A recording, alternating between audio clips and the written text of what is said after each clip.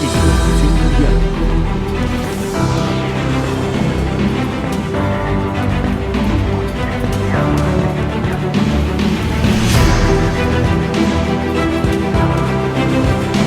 Hola, ¿qué tal? Buenas tardes. Gracias por acompañarnos una vez más aquí en Conexión Mundial. Yo soy Elki Méndez y con ustedes, como siempre, los viernes a las 6 en punto de la tarde, acompañada de mi compañero Luis. Luis, buenas tardes. Buenas tardes, Elki. Bueno, y como pueden ver, hoy tenemos nuestro primer invitado de Conexión Mundial aquí en el estudio, un conocido en nuestro país, pero tal vez internacionalmente, bueno, seguramente también internacionalmente, pero quién sabe nuestros seguidores, don Daniel Suchar, analista financiero.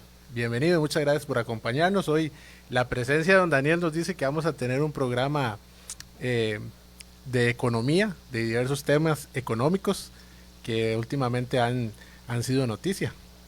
Bueno, Luis, muchísimas gracias por la invitación, Elki. Por supuesto, muy buenas tardes para ustedes y para toda la audiencia y a los que nos están conectando. Y bueno, siempre hemos dicho de que Costa Rica no vive sola, entonces también es importante saber el entorno, ¿no? Entonces, cuando hablamos de la economía de Costa Rica, a veces se nos olvida que hay muchas cosas que están pasando alrededor y que de una u otra manera, hoy porque estamos en Costa Rica, por supuesto, podemos vernos afectados, y es importante más que todo cuando hablamos de socios comerciales. Siempre influye.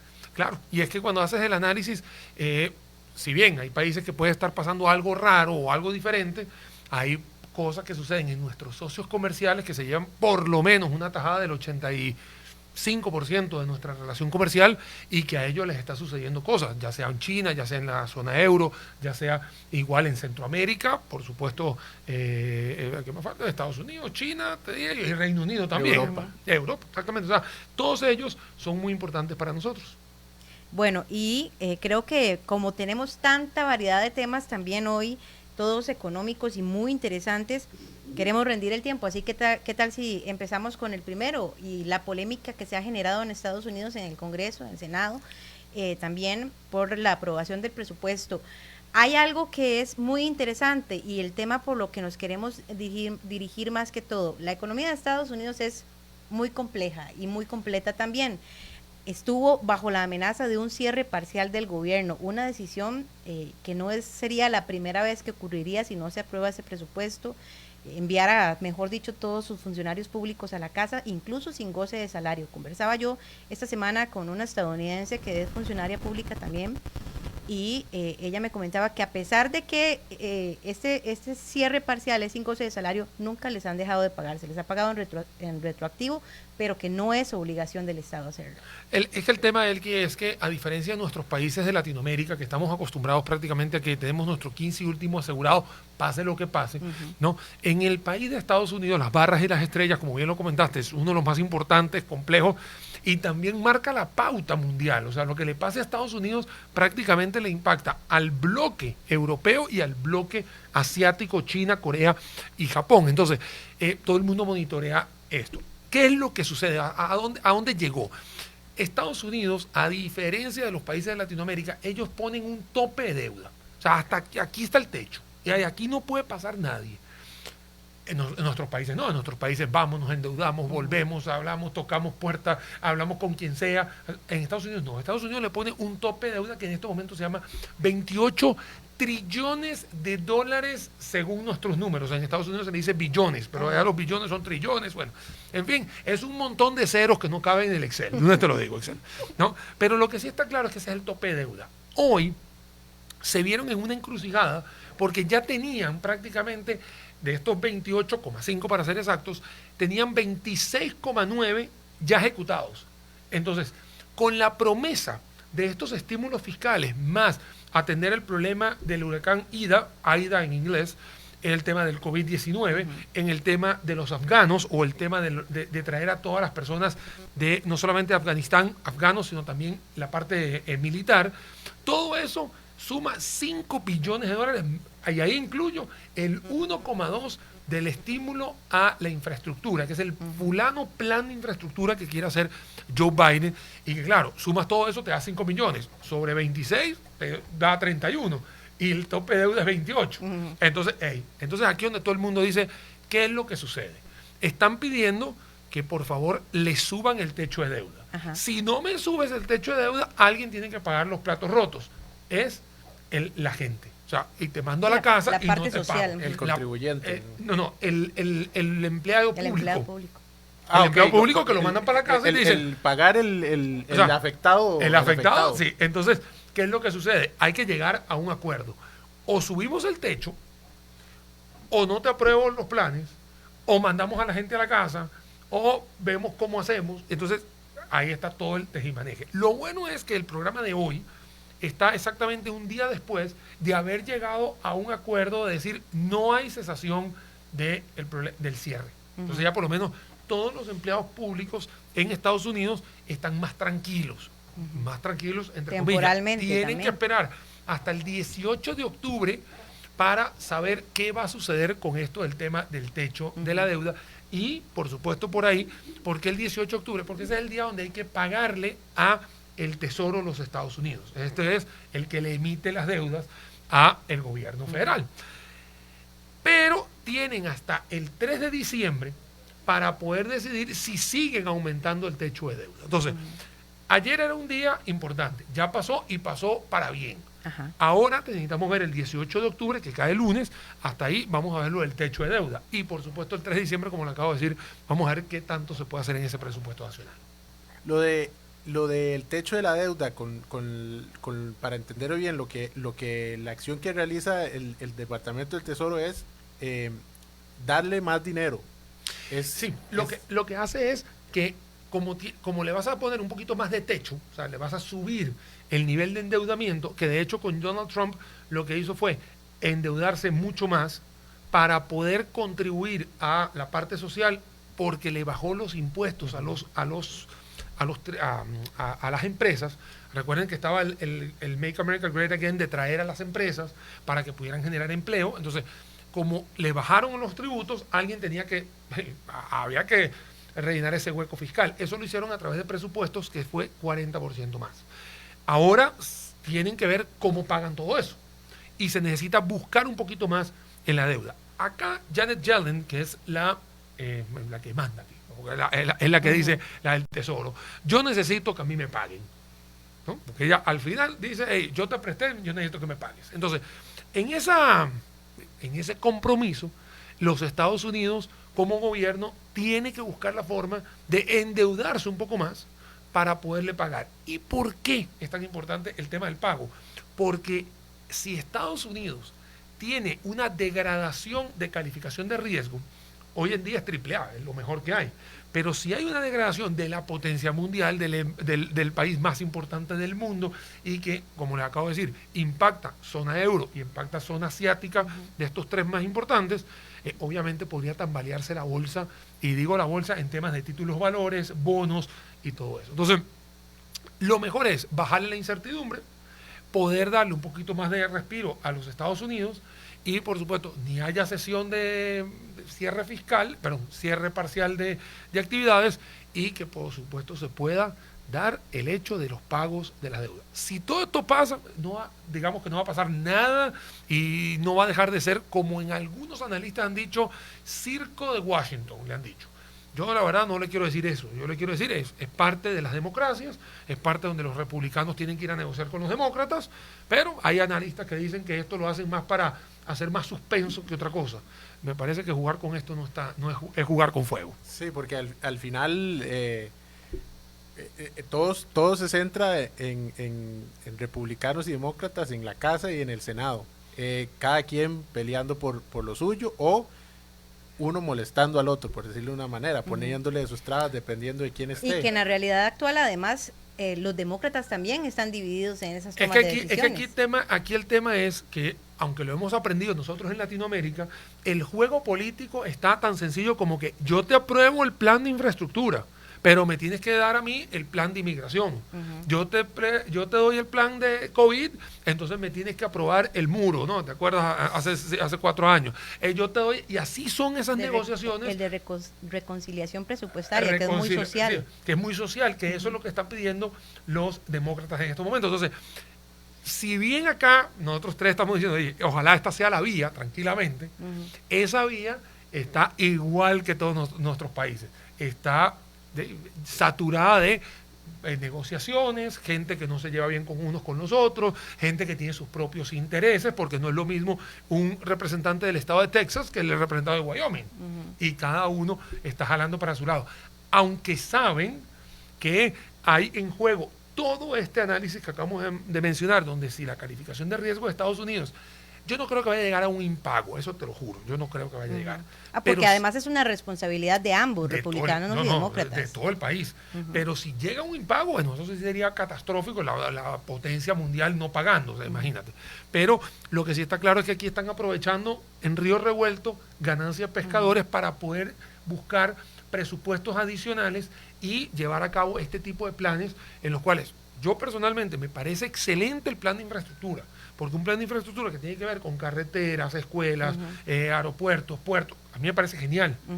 Pero hay otra gente que dice, no, esa plata también la podríamos usar en otra cosa, vamos a negociar. Que también ahí resulta interesante entender un poco, debido al poco tiempo que tenemos que ir así como tratando de entenderlo todo muy rápido. Esta decisión del cierre, esta política de cierre parcial del gobierno de Estados Unidos, leía que la más reciente y la más larga fue en la administración de Donald Trump, 35 días. ¿Cuánto perjudica la economía de un país que se cierren todas las instituciones públicas y solo funcionen los esenciales, que además tampoco son pagados? Es que, a ver, cualquier cosa que tú cierres, vamos a explicárselo a la gente. Imagínate que tú tienes una tienda y tú cierras la tienda, bajas la malla, la cortina. No estás facturando, y si no facturas no puedes pagar ni la luz, ni el agua, el teléfono, ni los empleados, no puedes hacer nada. Bueno, en este caso no puedes atender a la gente, porque el servicio público es para atender a la gente, no los puedes atender. Segundo, la persona, que es un funcionario público, tiene su vida después de las 4 o 5 de la tarde, donde va a ir a consumir una hamburguesa o un cine o cualquier cosa. Eso también se tranca, porque no está recibiendo el dinero. Entonces, hay una parte de la economía que deja de funcionar y esa rueda se estanca. Esos son los problemas que suceden cuando este tipo de cosas saltan de la arena económica y tiene el tinte político. Lamentablemente es una línea muy delgada y que te lleva a estos análisis. Ojo, hoy porque estamos hablando de Estados Unidos, pero lo hemos vivido aquí en Costa Rica, lo hemos vivido como país, lo hemos vivido en Nicaragua, lo hemos vivido en Venezuela, Colombia. Todos los países pasan por situaciones donde tienen que negociar los que toman decisiones. Cuando hablamos de que Estados Unidos no pague la deuda, es lo que se conoce como el default. Es un default. Que obviamente existen dos tipos de default. El default selectivo, que es una especie de pago mínimo, como cuando uno te paga la tarjeta y dice, bueno, el default selectivo, ponte que yo te deba $1,000, yo te doy 800, pero no me pagaste completo. Eso es un selectivo porque estás seleccionando las deudas que vas a poder afrontar. Y por supuesto el default completo es no llegar. Entonces, aquí te lo digo como la tarjeta de crédito. El pago mínimo es llegar. Y si no pagas, tienes morosidad. Bueno, exactamente eso sería, digamos, la analogía con una tarjeta de crédito. Para ir haciendo la transición, porque ya casi tenemos que ir a una pausa y venir con otro tema que además es el competidor comercial, económico, de potencia mundial de Estados Unidos, China. Hay una balanza y una competencia que en este momento se da por ese primer lugar en la potencia mundial. Estados Unidos en primero, China en segundo, pero se proyecta incluso que en el 2024 sea China quien ascienda a este nivel. ¿Cuánto estas fluctuaciones debilitan también esa capacidad estadounidense de mantenerse en las primeras filas? No vamos a decir que va a bajar, que va a descender mucho más, sin embargo sí está debilitando un poco esa economía y China está viniendo a ser un gran competidor. Mira, acá todo el mundo se frota las manos, ¿no? Porque aquí, igual que en el fútbol, cuando tu archienemigo le va mal, aquí todo el mundo se pone contento. O sea, entonces, si bien puedes decir, ojalá le vaya bien, por otro lado, tú dices, qué dicha porque me está mal. O sea, qué dicha que me está dejando el espacio. Entonces, recordemos que en el top 3, ahí se ubica Estados Unidos, se ubica China, se ubica la India, ¿no? Dando vueltas por ahí. Entonces, todos ellos se frotan las manos, porque al final es un tema comercial. Si bien el principal socio comercial de Estados Unidos es China y viceversa, son, digamos... Principal rival también. Son los principales rivales de cancha. Entonces, ahora que Estados Unidos está en todo esto, hay algunas personas del otro lado del charco, en este caso el charco Pacífico, ¿no? Porque después está el Atlántico, no es lo de otro problema, que están diciendo, nos iría bien, porque si a Estados Unidos tiene algún tipo de problemas de calificación de riesgo, irían los inversionistas a buscar, ya sea para la zona euro o a la zona asiática. Pero lo que pasa es que en Asia también suceden cosas. Están pasando cosas. Y nosotros los vamos a hablar aquí también en Conexión Mundial porque vamos en esta evolución de la economía en diferentes puntos del mundo. Pero antes vamos a hacer una pausa porque ya venimos con el análisis económico de China. Conexión Mundial. Estamos en Conexión Mundial y como lo anunciábamos, el principal socio, el principal rival también la está viendo difícil, China. Mira, cuando uno quisiera que las cosas estuviesen bien, termina una lluvia de meteoritos también en China. Y en este caso es una lluvia que nos hace recordar esa crisis inmobiliaria del 2008 en Estados Unidos y que hoy en día tienes al segundo constructor más importante, desarrollador inmobiliario más importante llamado Evergrande, así se le dice en inglés, y que bueno, que está haciendo, bueno, que golpea la mesa fuertemente en China. Empecemos por ahí, ahora que haces la comparación con lo que fue el Lehman Brothers en el 2008, ¿qué tan similar es? Porque algunos incluso dicen que no lo es. Sí, algunos dicen que no lo es. La deuda de Lehman era más grande. Es que el tema aquí es, si algunos dicen que no lo es, yo también. Entonces así yo me pongo tranquilo. No, al contrario, en realidad el tema de Lehman Brothers era con diferentes empresas, era con diferentes desarrollos inmobiliarios, y aquí estamos hablando de una gran cantidad de activos que estaban muy sobrevaluados y que por supuesto cuando empieza la crisis nos damos cuenta que lo que costaba o lo que estaba valorado en $1 millón al final terminaba costando 250,000. Entonces ahí no había forma alguna de que esa espiral financiera se diera. En este caso estamos hablando de una empresa que claro, son $300 mil millones. Uno quisiera tener eso en colones, uno quisiera tenerlo, pero bueno, estos los tienen en dólares, la deuda que tienen, es una sola empresa, y el tema que está sucediendo es que una situación externa a la empresa, que es el reacomodo de las tasas de interés y la no flexibilización de los créditos en China, hace que los chinos o los ciudadanos chinos no puedan optar por toda esa cantidad de viviendas que están teniendo, o no puedan terminar de pagarlas o empezarlas a pagar. Entonces, acá hay una situación donde el gobierno chino tiene una parte de responsabilidad porque él también cambió un poco las reglas de juego para que estas personas que cualquiera de nosotros quisiera tener un crédito hipotecario ya no lo pueda tener tan rápido. Y por el otro lado, el señor Evergrande tiene $300 mil millones en deudas que tiene que pagar, como acabamos de hablar de Estados Unidos como país. Bueno, aquí una empresa tiene que cumplir su compromiso. Y el tema es que como no tiene ese flujo, se le hace difícil poder cumplir con el compromiso. Hay una cosa que me gustaría decir. Evergrande no es una empresa solo de construcción de edificios. Ellos tienen construcción de parques temáticos, ellos son dueños de un equipo de fútbol, son dueños de alimentos, en la parte de alimentos y bebidas. Entonces, es una empresa multidisciplinario y es la empresa completa la que se está dando cuenta que por la parte inmobiliaria tiene un flujo de caja bastante comprometido. Ahora, a mí me parece algo muy interesante en la economía china y su ideología comunista. Y es que, bueno, primero el hecho de que el gobierno chino sea dueño de toda la tierra china, en realidad. Entonces ya ahí hay un gran control, además de que es quien tiene mayor control también, incluso en las industrias y en los comercios, así ya sea privado, digámoslo, de alguna manera. Pero también me parece interesante que ellos mismos generan sus propios enemigos, porque agarran personajes diferentes, aliados, amigos del Partido Comunista, lo van desarrollando y lo van haciendo un gigante económico, como por ejemplo el dueño de Evergrande, y terminan después diciendo, no, un momento, porque se me disparó su ideología comercial. El dueño, incluso leía yo que ha despilfarrado muchísimo dinero, tuvo un capital multimillonario y se redujo casi que en 3 partes. Entonces, ¿qué pasa? Lo que yo siento es que ellos, incluso también el dueño de Alibaba, le sucedió algo similar, y son gente escogidas incluso por el mismo partido para elevar la economía, y luego cuando se les sale de las manos, tenemos que tomar medidas y aplicar políticas para empezar a reducir, y terminan sucediendo lo que lo bueno de todo lo malo, lo bueno es que el gobierno chino tiene identificado el problema y que el gobierno chino, con el músculo que tiene, ha anunciado que él va a ayudar. Sí, tiene la solución. Tiene la solución y lo puede hacer. Pero lo perjudica en todo caso. No, aquí nadie está diciendo que va a salir ileso. O sea, a ver, aquí el tema es cuántos rajuños va a tener, pero Exacto. él va a tener. Lo que sí está claro es que la repercusión que puede tener Evergrande hacia afuera de China es lo que más me preocupa. Porque dentro de China está jugando local. Y obviamente el gobierno chino va a agarrar y va a hacer todo lo posible para que él pague. Y si no hacemos arreglos de pago, él va a hacer de todo lo que tiene que hacer.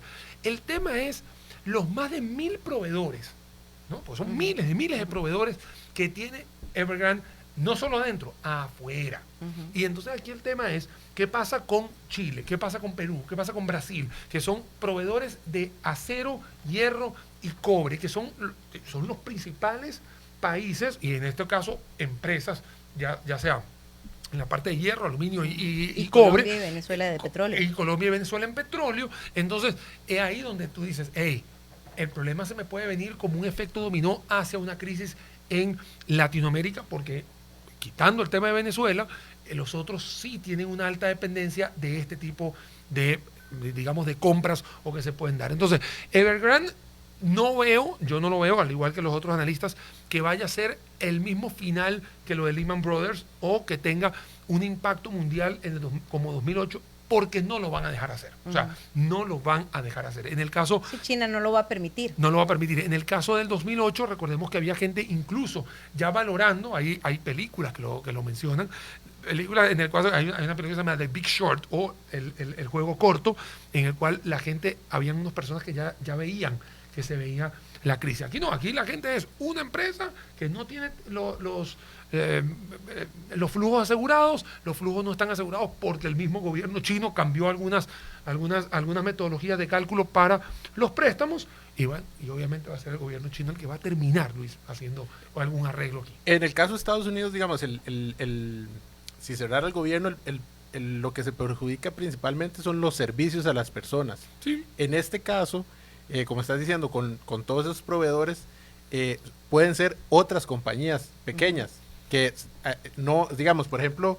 incluso la banca. Está. Lo que le prestaba, que son 300 mil millones de dólares. O sea, a los que les debe. Sí, a los que le debe, porque es que no todo se lo debe a chinos. Y activistas también. O sea, porque son más de 170 bancos, son 170 bancos en China, pero hay otros fuera de China. Entonces, Sí. o sea, por eso no es tan fácil. Y estas empresas, por ejemplo, leía una empresa llamada Toto de inodoros, el 30% de sus ventas a China.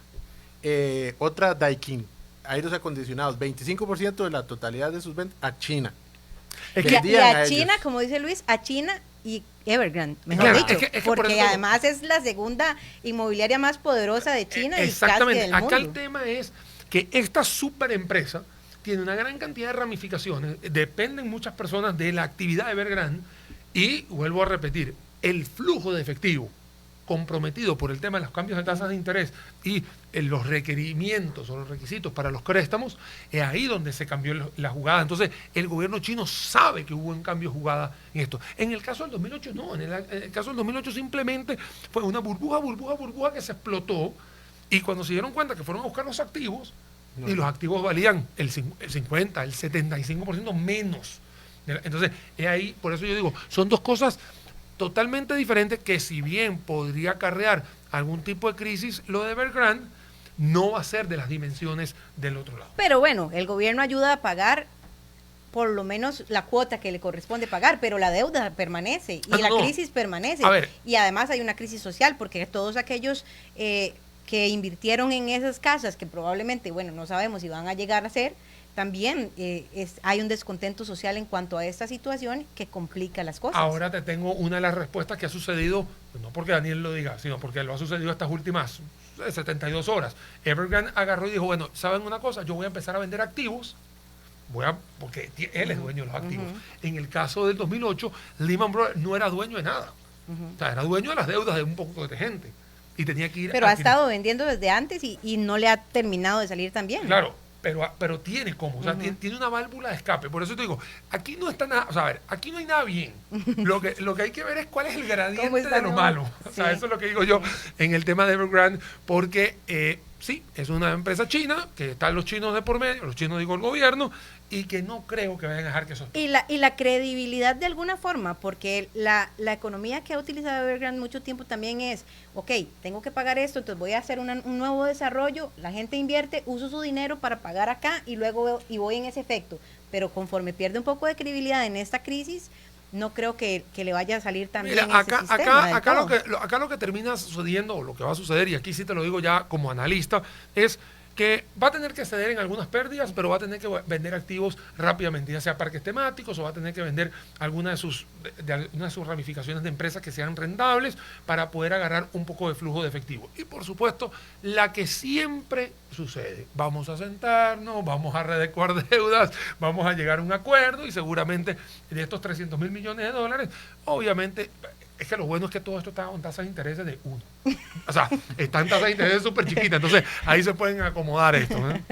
Sí, parte particular del sector inmobiliario es que usted necesita la plata para hacer su proyecto y después vende. O sea, después recibe usted la plata. Ahorita hay un montón de proyectos que quedaron en obra gris. Claro, pero sigue estando tangible. O sea, entonces yo puedo agarrar y venderse a la otra persona. Sí, yo le puedo decir, mira, a una constructora, mira, te dejo este mamotreto así como está y tú lo sigues. Acá están los planos y todo. Entonces hay formas, digamos, de resolver, vuelvo a repetir, es aquí saber cuántas rayas menos va a tener, pero rayas va a tener. Y que el proyecto de vivienda propia en China ha sido toda una criatura del gobierno chino, porque hace 30 años la capacidad para tener su propia casa era casi que nula. Y ahora, mejor dicho, bueno, leíamos que el 90% de la población china tiene su casa. Ya las tiene, y eso también es parte de... Por eso te digo, es un tratamiento totalmente diferente a lo que sucedió en el 2008, porque en el 2008 Lehman Brothers no era dueño de nada,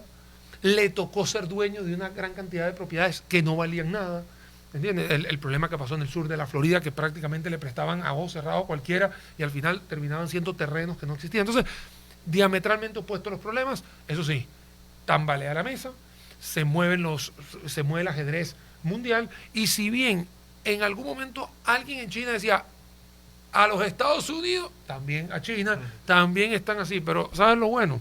Que no solamente China se mueve Estados Unidos, también se mueve la zona euro. Y también se mueve Europa, y precisamente ese es nuestro tercer tema. Se mueve Reino Unido, uno de los países también imponentes en la economía del mundo y que se está viendo bien debilitado. Pero ese tema lo vamos a hablar después de la pausa. Conexión Mundial. 6:32, vamos volando y vamos por todo el mundo. ¿Volando? Vamos para exactamente Estados Unidos, China, Europa, Reino Unido. La triple crisis. Triple Eso crisis. está peor todavía. Por eso lo dejamos de tercero. Está bien. Mira, lo que ha pasado con... A ver, yo voy a tomarme un par de minutos para echarme exactamente un par de años atrás. En algún momento, cuando el Reino Unido tomó la decisión de hacer el referéndum para salirse o quedarse dentro de la Unión Europea, los británicos tomaron la decisión de salirse. Punto. Se salieron los británicos. Y estoy hablando de los británicos, porque después se pelearon los escoceses con los ingleses, y bueno. Pero al final, el Reino Unido se salió, ¿no? Y ganó. Obviamente, ya habían pros, contras, todo esto. Y yo lo que siempre he dicho, Luis, es que tuvo suerte el Reino Unido de que vino la pandemia, en el buen sentido de la palabra, porque a todo el mundo se le olvidó la salida del Reino Unido. O sea, la gente empezó a hablar del COVID y a la gente se le olvidó que esos tipos se fueron y que ya no había... Pero la economía del Reino Unido no se le olvidó. Pero ahí es donde voy. Aquí los números hablan por sí solos. Entonces, ¿qué es lo que ha sucedido? Cuando la isla, ahora sí voy a empezar a poner estos puntos claros, la isla se queda aislada, aunque no me lo creas, significa, se sale de la zona euro y para llegar a Inglaterra o Irlanda, ¿no? que son, digamos, los puertos más importantes, tienes que ir prácticamente o vía aérea o vía ferry. ¿Ok? Yo sé que está el Eurostar, pero el Eurostar no es tan grande para soportar todo esto. No tiene frontera terrestre. Entonces, eso complica el comercio, ¿no? El comercio de bienes hacia la isla. Eso es lo más importante. que es por ahí una de las cosas que está sucediendo hoy, que es el tema de la inflación. Le está subiendo el Eso precio. y el tema migratorio, porque ya no hay esa fluidez de fronteras que existía dentro de la Unión Europea. Bueno, te voy a contar. Cuando fue el tema del Brexit, muchas empresas dijeron, hey, si yo tengo una gran cantidad de españoles, franceses, alemanes, o holandeses, no, ¿verdad? Son neerlandales, ¿no? Países Bajos, que trabajan en el Reino Unido, ahora todo el mundo se me va porque todos son expatriados, en el sentido... Ilegales, son trabajadores ilegales. Sí, de alguna forma. son tipos que me ocupan plaza de extranjeros, se dice en el fútbol, ¿no? Entonces, ¿qué pasa? Se me tienen que ir, o les tengo que pagar más, entonces todo el mundo se va. O todo el trámite que eso Ok. lleva. Ahora tenemos el problema, bueno, ellos tienen el problema, tienes una crisis de contenedores importante a nivel mundial, que no lo contamos con lo de China, pero bueno, también golpea a China. que golpea a China, pero golpea a todo el mundo. Y estos no hay forma de llegar si no es por contenedor. Eso es lo primero. Segundo, tienes que llevar cosas a Inglaterra y a Reino Unido, y el que te los lleva es una gran cantidad de mano de obra que está en la parte continental, por no decir, no insular, continental, y que ya no puede entrar. Entonces, hay una escasez de productos que está haciendo que empiece a subir el precio. Y eso de subida de precios, señoras y señores, se llama inflación. O sea, cuando hay menos cantidad de productos y hay la misma cantidad de gastos, tú lo que haces es que ajustas a nivel de precio. Entonces, hoy en día tienes un problema que es una inflación, no puedo decir galopante, pero sí ya se está viendo algún producto, ya hay desabastecimiento. Una de las cosas que ha reventado en esta semana es el desabastecimiento de gasolina. Entonces, ¿por qué de gasolina? Porque no están llegando los cisternas. O sea, las cisternas no llegan. ¿Por qué no llegan? Porque los que conducen las cisternas no son británicos, son una gran cantidad de mano de obra que viene de la parte continental. Entonces, todo eso es lo que le está pasando hoy una factura al Reino Unido, que sumado a eso tienes el tema de la COVID-19. El tema de la COVID-19, aunque no me lo crean, no se ha acabado. O sea, yo en esto no soy analista médico, pero no se ha acabado. Entonces, ahí tienes una gran cantidad de contagios. Sí, ellos abrieron, o sea, hicieron una apertura de vacunación, un vacunatón, pero también hicieron una apertura enorme de la economía y obviamente hay más contagios. Al haber más contagios, obviamente todos conocemos saturación, etcétera, etcétera, y eso hace que sea como una especie de bomba una bomba molotov que tienen ahí, que lamentablemente al no estar en la parte continental, es más difícil tener esa relación comercial. No hay acceso. No hay acceso. Eso es lo que está pasando, Elke.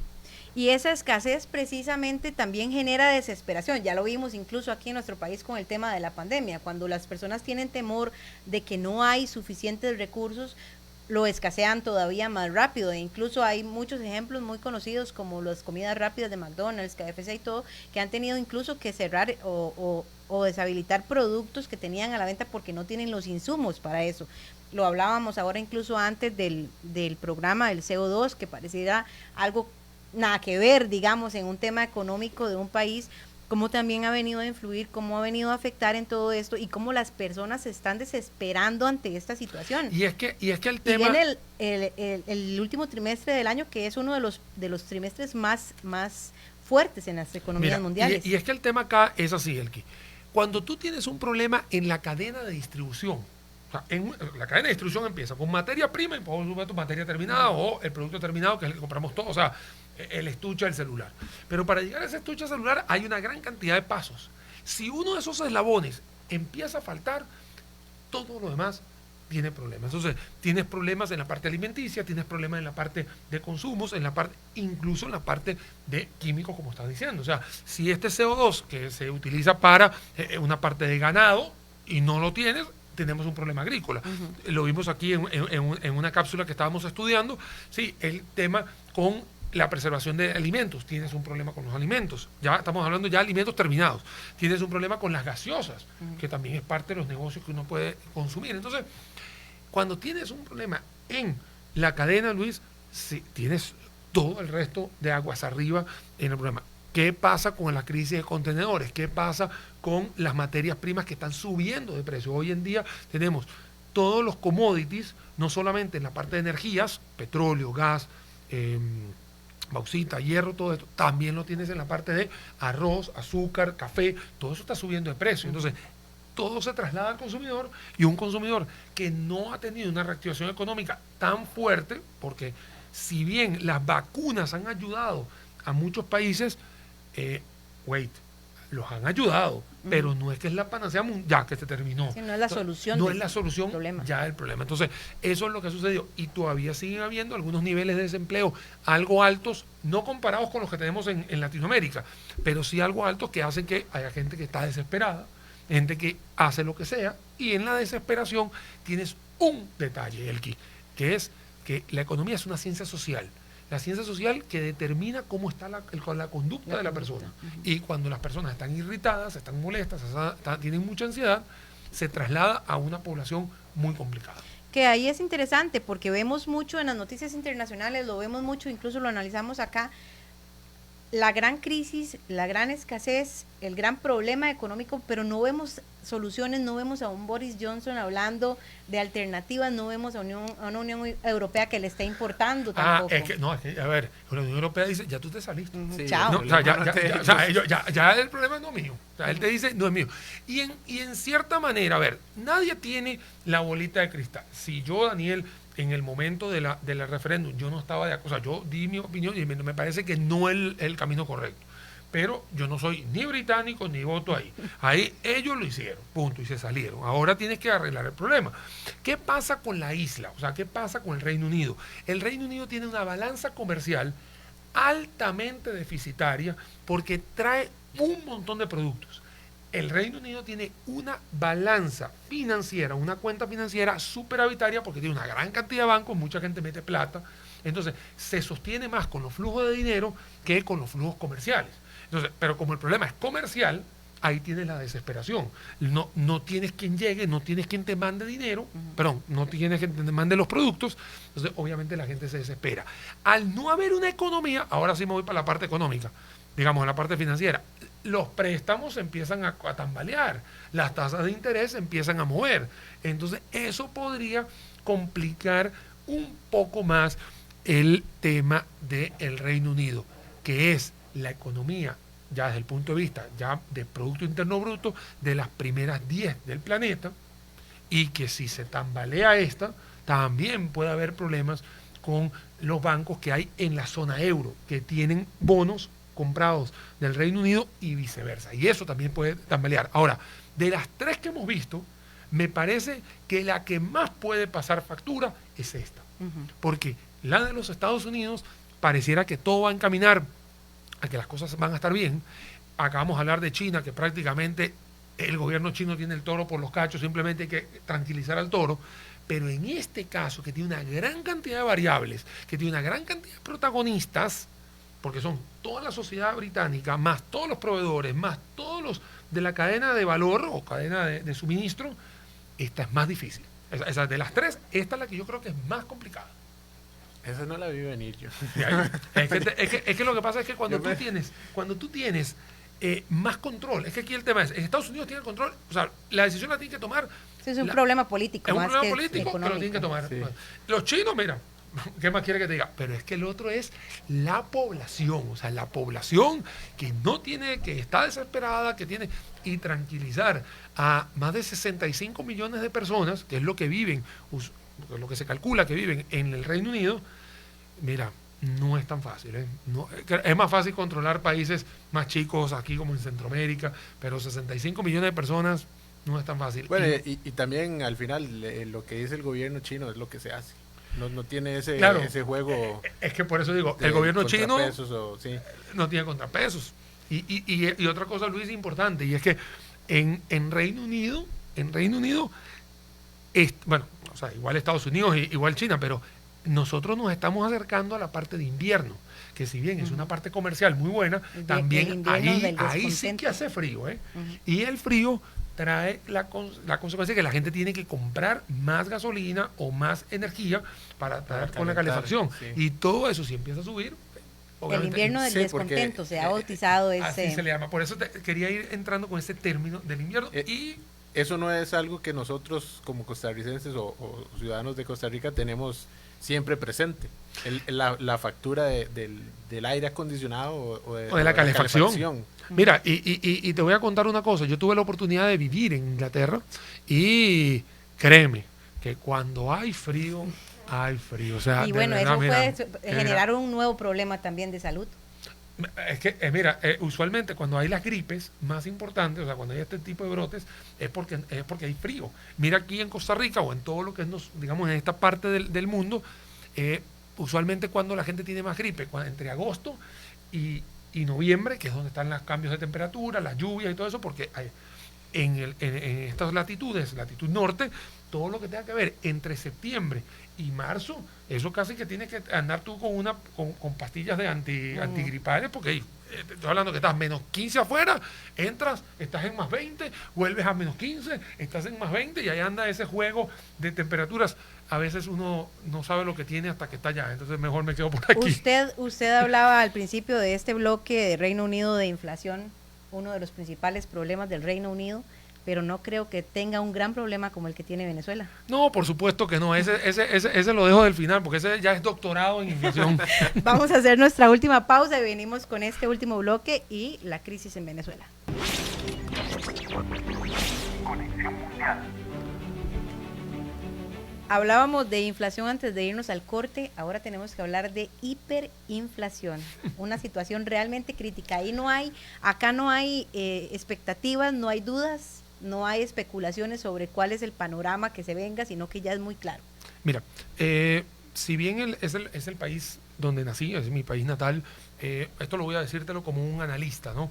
Que vemos los toros de la barrera y valoramos todas las acciones que están sucediendo. En un país, cuando tú tienes una falta de producción y quieres agarrar y a punta de dinero que no está respaldado en producción, empiezas a generar dinero inorgánico y cuando se te sale de las manos el dinero inorgánico es que se empieza a producir una inflación de 2 dígitos, de 3 dígitos y por supuesto la categorización que acaba de decir, hiperinflación. Entonces, lo que sucedió en Venezuela, hay un antes y un después del 2003. En el 2002, digo el 2003 porque fue la implementación, pero en el 2002 empezaron los controles de precio y los controles de cambio. Controles de precio significa agarrar a tener un precio fijado por prácticamente los productos de la canasta básica más importantes. Y por otro lado hubo el control de cambio, que era la administración mucho más excesiva y mucho más ácida digamos, de los dólares. No todo el mundo tenía acceso a eso. Un país que es 85% generador de recursos petroleros, el otro 15% no le presta tanta atención. Y lamentablemente un país productivo tiene que ser heterogéneo, tiene que ser bueno en uno y bueno en otro y bueno en todo lo que pueda. Lamentablemente en el 2013 empezaron este tipo de decisiones que empezó a llevar a Venezuela a tener menos producto en la calle y por supuesto, como lo vimos en el tema de Gran Bretaña, al haber menos producto, la gente empieza a pagar más, está dispuesta a pagar más y hace que haya una inflación que también está correspondida por una gran cantidad de dinero inorgánico para saldar todas las cuentas corrientes del sistema financiero venezolano. ¿Qué pasó? Que en el 2008 ya se les había ido de las manos, esa fue la primera que se les fue de las manos, que hizo que haya que haber una reconversión monetaria. Eso quiere decir una reconversión del cono monetario, le quitaron 5 ceros y volvemos otra vez a lo normal. Pero ya cuando tú quitas, lo que estás es tapando el sol con un dedo, o sea, lo que estás es maquillando el problema que estás haciendo. Para poder hacer una reconversión y tener una inflación buena, controlada, tienes que quitas los ceros y abres el chorro de producción. Pero si no abres el chorro de producción, vuelves a tener el mismo problema. Mismo problema que en el 2013 vuelve otra vez a tener una reconversión monetaria. ¿Y qué está paralizando esa producción? Porque yo no creería que Venezuela, un país que hace algunos años fue rico y uno de los más ricos de América Latina, no tenga capacidad para producir. Mira, lamentablemente los países en el mundo, quitando China y quitando Brasil, todos no somos autosuficientes. Dependemos de un comercio internacional donde puede haber materias primas, semiterminados y que necesitas para ensamblar una gran cantidad de cosas. Entonces, Venezuela, si bien es cierto, en los años 70 echamos unos casi 45, 50 años para atrás, era el puntal del desarrollo de Latinoamérica y era el país donde todo el mundo quería estar. Tanto es así, abro paréntesis, mi papá cuando se graduó en el 72, él no tuvo que buscar trabajo, él nunca buscó trabajo mi papá. Mi papá buscó trabajo cuando me tocó, porque llegaban a las universidades y todos estaban contratados. O sea, llegaban las empresas, todos están contratados. ¿De qué? Ingeniería, periodismo, comunicación, no importa, había mucha plata. Eso quiere decir que había mucha apertura. Cuando tienes más clausuras o tienes más controles, hace que la gente no confíe tanto en el país.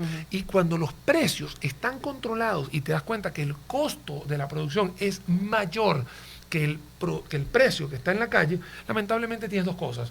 O cierras o abandonas. Esas son las dos opciones que han habido prácticamente como un denominador en los últimos 15 años. Estos 15 años en los cuales han habido las 3 reconversiones que te estoy comentando. Que a mí me parece interesante porque se supone que es como para maquillar un poco ahí la inflación, pero más bien genera mucha expectativa, mucha duda y eso es difícil para la economía. Eso que dice el que qué es lo que buscan o qué esperan obtener haciendo estos movimientos continuamente. No, es que lo que hacen es que cambian el cono monetario y lo que terminan es maquillándole a la gente la superinflación o la hiperinflación que tú tienes acá. Lamentablemente, y aquí vuelvo y te repito, esto lo estoy diciendo como analista, lamentablemente la ideología política se metió en el campo económico. Cuando nosotros hemos visto ideologías muy similares a la que hoy hay en Venezuela, pero no se mete en la economía, funciona bien. O sea, funciona bien porque al final la economía por un lado, en la parte política por el otro, no nos metemos unos con los otros y convivimos en una tensa calma. Pero lamentablemente la economía fue invadida, en este caso, por la parte política, y cuando empiezas a generar estos dineros inorgánicos y te empiezas a meter políticamente contra el aparato productivo de un país, lamentablemente te sucede lo que pasó con Venezuela hoy en tercera ocasión.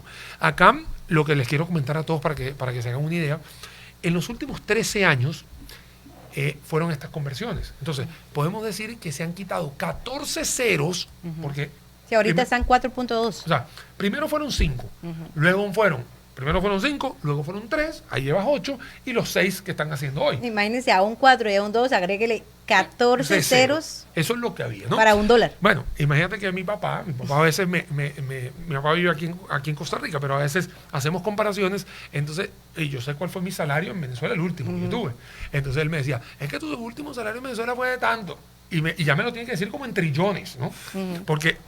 Pero no era mucho. No era mucho. Y no solamente al imaginarlo, sino también los bultos de billete que eso significa. Ahí está el tema. Se vuelve imposible de cargar. Las hiperinflaciones también llevan la impresión de billetes de alta denominación. Entonces ya empiezas a tener billetes de 1 millón, de 2 millones, de 3 millones. Incluso hay países como Zimbabue que han tenido de 1 trillón. Eso es totalmente ridículo. O sea, eso no tiene nada que ver. Cuando quitas todo esto, pero sigues amparado en un tema de producción totalmente destruido, estás prácticamente sentenciando a que el país a la vuelta de la esquina va a volver a tener hiperinflación. Una de las cosas que se ha tomado acá es que se le va a llamar ahorita el Bolívar digital. Eso le iba a preguntar, ¿qué es la variación entre esos cambios de nombres? Claro, por supuesto. Acá el Bolívar digital lo que significa es que va a estar amparado más en usos digitales. En realidad, no es nada que ninguno de nosotros sepa. Hoy en día, la mayoría de todos nosotros, más que todo, por lo menos Costa Rica, que tiene una alta penetración, una gran bancarización, muchos de nosotros utilizamos las aplicaciones. Estoy hablando de online banking, o sea, el banco online, para hacer transacciones. O sea, que tú necesitas algo, manda un mensaje de texto, yo pago la tarjeta por acá. O sea, eso es lo que quiere decir el Bolívar digital. O sea, que todo el mundo debe empezar a utilizar la digitalización y el papel moneda, el que nosotros conocemos como papel, todavía en Venezuela se utiliza el papel como tal, el de fibra, el de fibra de madera, el que todos conocemos. Aquí en Costa Rica ya tenemos, solamente el último que tenemos es el de 10.000 colones, los demás están ya en sustrato de polímero. Pero lo que estamos hablando es que todos estos papeles cuestan dinero, o sea, imprimirlos. Entonces, lo que se va a ahorrar el país es que la gente se va a ir a digitalizar. Sí, porque imprime demasiado. Porque imprime. Pero al final no estás haciendo absolutamente nada porque cuando vayas al lugar... Y sí significa un gasto bastante importante para el gobierno. Claro. el gobierno lo que se está salvando, se está ahorrando de no imprimir este papel. Pero al final lo que a nosotros nos interesa es que si tú vas al supermercado y tú no consigues todos los, vamos a decir, las gaseosas, y que solamente consigues una, y esa gaseosa cuesta $10, no tienes para dónde ir. O sea, hubo una inflación anormal en esa, porque nadie va a pagar una gaseosa de $10. Eso es lo que sucede en los países cuando no tienes una producción que te dé un respaldo de tu dinero, en este caso el M1, se le dice en liquidez monetaria, que esté dando vueltas. Esto es una clase rápida de economía. Lo que sí les quiero decir es que lamentablemente un país que por 100 años tuvo el mismo Bolívar y que en los últimos 14 tuvo que hacer en los últimos 13 tuvo que hacer reconversión monetaria y que darle 14 ceros, algo pasó en estos 13 años que en los otros 100 no haya pasado. Y exactamente fue las políticas que te acabo de mencionar, Luis, en los cuales se metió esta parte ideológica a mandar en la economía. ¿Qué sucede, para ir finalizando, qué sucede cuando en un país empezamos a tomar el uso de otras monedas porque nos va mejor? Digamos, por ejemplo, el dólar, que es el más fuerte, o en el caso de que hay algunas zonas en que usan la moneda colombiana. Mira, una de las cosas que bueno, sucede... Venezuela quiere también meter la criptomoneda. No, es que una de las cosas que sucede es que cuando empiezan estas distorsiones en economía y que tú no confías en tu moneda, definitivamente tú tienes que buscar otra alternativa. Si bien en algún momento estaba lo del trueque, ¿no? Imagínate, algo que aquí estudiamos en la historia. En Venezuela eran los trueques. Ese trueque que en algún momento pasó a ser papel moneda, ya ahora el papel moneda, tú no quieres el bolívar. Tú sabes que los dólares tienen una alta demanda, y la otra moneda que te sirve es la moneda más cercana o del país más cercano que tengas, que es Colombia. No puedes hablar de Brasil porque Brasil está muy lejos, o sea, la ciudad más cercana de Brasil es Manaus y queda muy lejos de la frontera venezolana en el sur. Pero Colombia está muy fácil, entonces la gente empieza a utilizar. Y el tema de la criptomoneda, al igual que ha sucedido en muchos países, la criptomoneda termina siendo como un salvoconducto para poder sacar dinero de la economía, tenerlas en la nube y por supuesto poderlas transar a nivel internacional. Hay algunas cosas que han sucedido en los últimos días, hemos hablado fuera de cámara del tema de lo del Salvador, pero tiene que ver un poco con algunos movimientos de colocar tu dinero salvaguardado fuera de tu frontera, y en este caso la frontera es digital. Eso es lo que está sucediendo con las criptomonedas, que también en Venezuela pero que también debilita la economía y el comportamiento económico de una sociedad, porque los empleados públicos, que además son una gran cantidad, reciben sus salarios en bolívares y tienen que invertirlo todo o vivir en el dólar. Bueno, y eso lo trae todavía. Solamente para contarles, en Estados Unidos hay 3 millones, en Estados Unidos hay 3 millones de empleados públicos, en Venezuela hay 2.800.000. Estamos hablando, y es de un país que tiene el 10% de población. Entonces, para que tengas una idea, la gran cantidad de personalidades que viven del presupuesto nacional venezolano, y eso también le mete un poquito más de presión a todo eso. Pero bueno, al final lo que estamos hablando es de economía, y cuando tienes una distorsión en la moneda y que no tienes confianza en ella, empiezas a buscar alternativas como trueque, peso colombiano, dólar o criptomoneda. Listo, Daniel, muchísimas gracias por acompañarnos en este repaso que estuvo bastante dinámico de lo que, además de que es economía mundial, también ha sido noticia esta semana. Es que, como habíamos dicho al principio, Costa Rica, si bien es cierto, es un país muy lindo, pasan muchísimas cosas, también no nos podemos olvidar de los socios comerciales que también se están moviendo y que de una u otra forma se llama análisis del entorno, ya sea por proximidad o por influencia, y todo eso es importante para nosotros. Ya viene nuestra compañera Ana Marta Arce con Costa Rica Noticias.